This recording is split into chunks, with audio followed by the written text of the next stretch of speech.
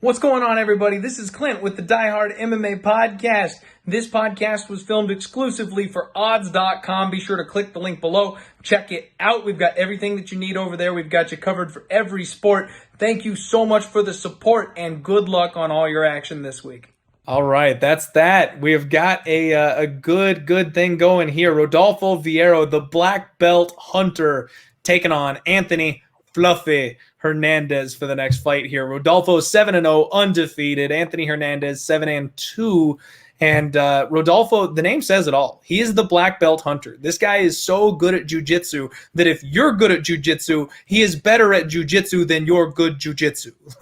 This is the guy that chokes out your jiu-jitsu coach. So you don't want to mess with Rodolfo on the mat. However, he's a little bit like Damian Maia. He is very one-dimensional. He relies on that takedown. He must get you to the floor to be live in these fights. And he's a brick shit house. This guy has got more muscle on him than most people I've ever seen.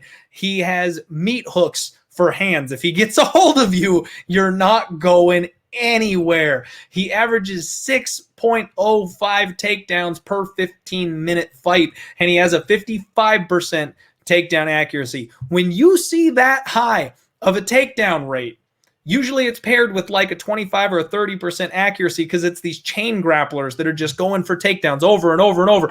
You don't get a 55% accuracy when you have that high of a takedown percentage. So this guy goes for takedowns a lot and he gets most of them. It's terrifying. His opponent over here, Anthony Hernandez, he's solid on the ground, supposedly.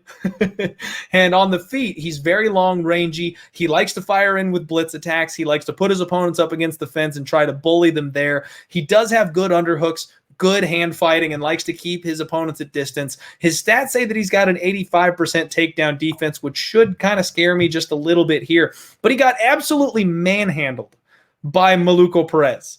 Perez just got cut from the UFC because he couldn't hack it. And one of the few people he was able to get a win over in the UFC was this guy. And he bullied him against the cage. He bullied him to the ground. And then he choked him out. I mean, if you can get subbed by Perez, Rodolfo's going to have a field day. He is very rightfully so the minus 400 big chalk on the card. Matt, are you finding a way to play this one? Do you have any bets or plays on this one? I'm not touching the favorite here at all. If I was going to play a bigger favorite, to your point, if I had to play one of these two big favorites, it's Bilal for me. And what's interesting for me here is it wasn't that long ago in his last fight that Hernandez was a pick'em with Kevin Holland. Oh, yeah, that same top 10 Kevin Holland who's yelling at Adesanya over the cage for a title shot, that guy was a pick'em with Hernandez. But Hernandez haven't fought since. And that fight literally ended on a big flying knee when Hernandez was going in for a takedown. Awesome performance by Holland.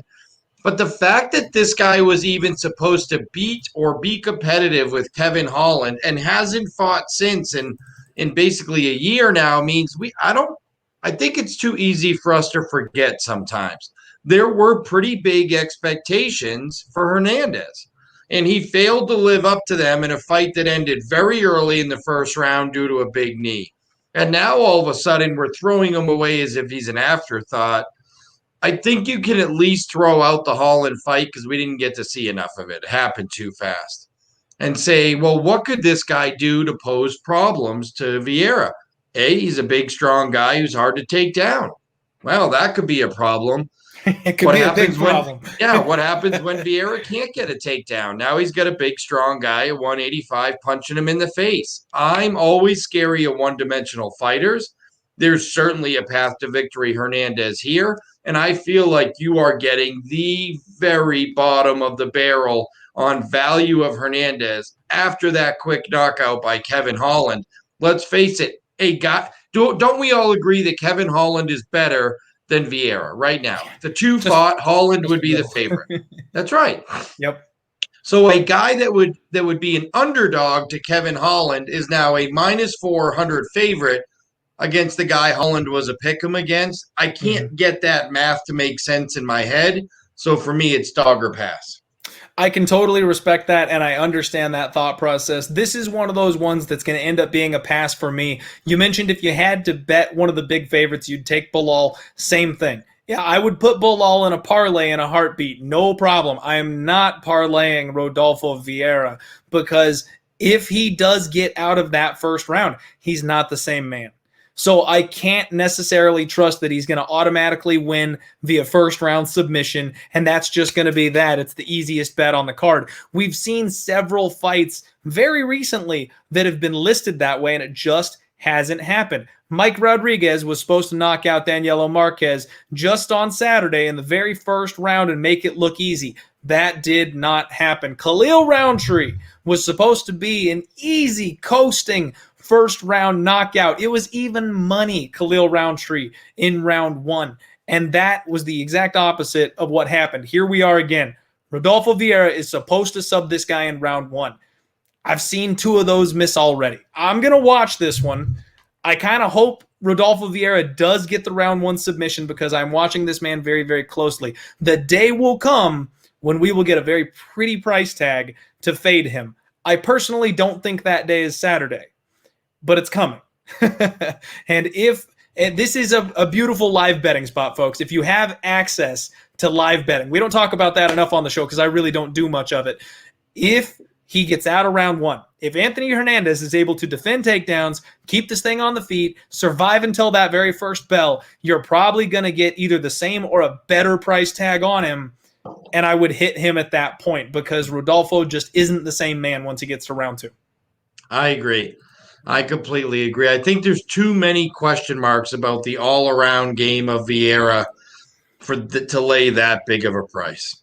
And I'm not saying I want the dog right now, but it's got to be dog or pass for me. You are buying one fighter at the top of their stock price, one guy at the very bottom of their stock price.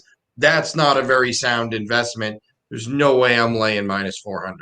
Matt, if Rodolfo Vieira was GameStop, I would not be buying at $450. No, I'm going to wait until it crashes back down to about 60 before I get some stocks.